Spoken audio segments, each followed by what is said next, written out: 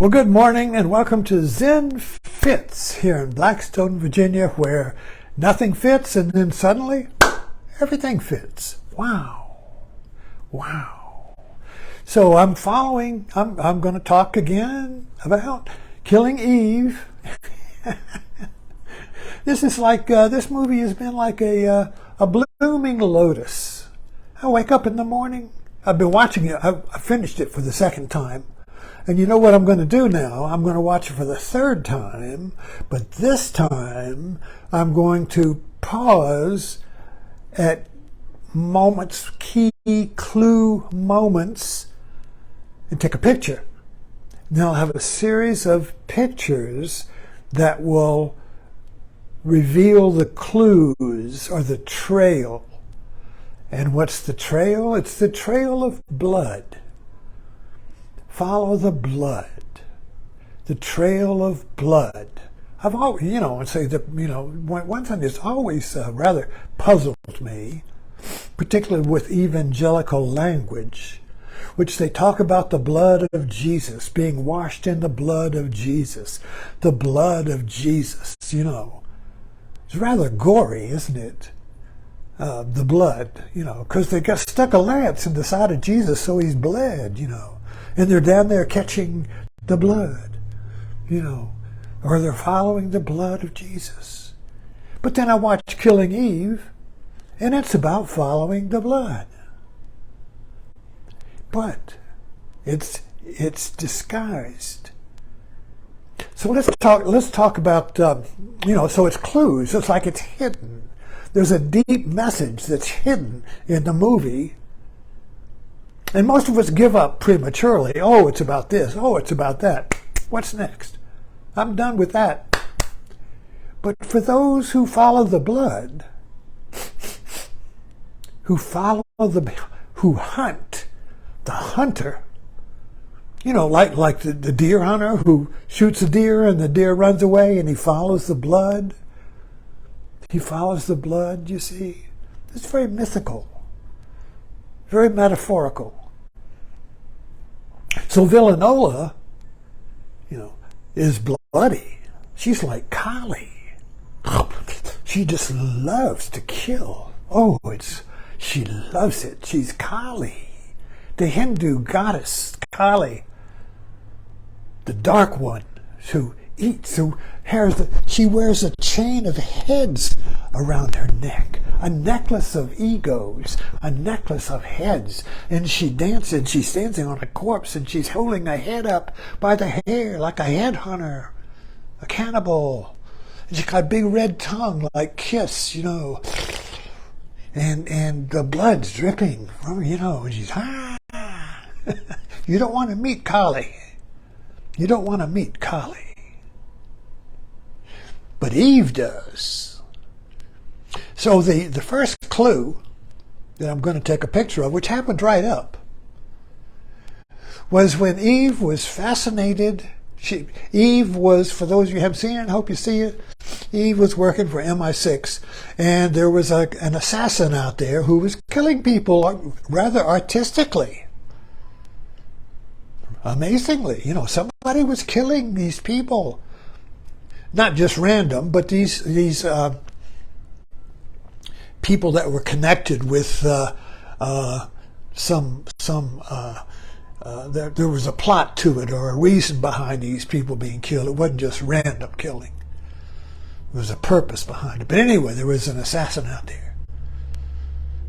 And Eve thought, and there was a report of somebody being killed very artistically by just a small stab in the thigh. It cut the artery and the person died. But the stab wound was only about that big. And Eve was fascinated with this. Eve works for MI6. She said, this must be a woman that did that. And no, poo-poo, it wasn't a woman. But then it came out, it was a woman. But Eve was still fascinated. So there was the first clue of the movie was Eve's at home, and she takes a knife, and she cuts a little cut in her thigh, and the blood comes out. And then somebody knocks on the door and she wipes it away, like she was doing something in secret. She was fascinated by the blood. So this was the first clue. Eve sniffs this blood, and she's fascinated by this villanelle, this villain, this mysterious assassin. And that's the beginning of that's the trail of the blood that leads Eve to a surprise ending. So anyway, the trail of the blood. Eve stabs herself. Ah, there's the clue. There's the clue. Eve stabs herself. Tastes the blood. There was a few more clues of blood, but always through the movie, there's the apple. Now people say, oh, they didn't have apples in the Garden of Eden. It's the Middle East. They didn't grow apple. You miss the metaphorical meaning. You miss the symbolic meaning. The apple is red. Red represents blood, life. You bite the apple. You bite life, you see. And so there's the irony here. Well, when Eve in the garden bites the apple, she's dead. She's kicked out of the garden. She wanders like a zombie. Humanity wanders. Eve is humanity. And the killing Eve in the movie is every man. It's not just, see, this is where we just get screwed up. We think, oh, well, it's about a movie. It's about some character named Eve. Oh, it's over there. I'm here. I'm looking at the movie over there. Now, or listen. When we enjoy a movie, in order to enjoy a movie, we have to suspend disbelief that the movie is not real. We pretend the movie is real. Otherwise, we can't enjoy the movie. Otherwise, we're just sitting in the audience eating popcorn and looking at our watch. When will this stupid thing be over? I'm still me in the audience. But if I suspend disbelief and my neighbor stops talking, I become the movie. I enter the dream. I am all the characters. I'm going, I feel the movie. I take the ride. I enjoy the emotions. Why? Because I know I'm not the movie, you see. Primitive people who have never seen a movie are terrified by movies because they think it's real. When 3D first came out, way long ago, remember the put on the glasses? And they were always throwing something at you and always going, whoa. It's real. Oh, it's coming. It's real. You respond like the movie's real. TikTok does this. It used to do it. I haven't done it for a while, but somebody on TikTok would hit something and the thing would come right at you. And I'd drop the phone. The phone would fly out of my hand. Whoa, stop doing that. But see, that shocks us. That's a shock. Now wake up.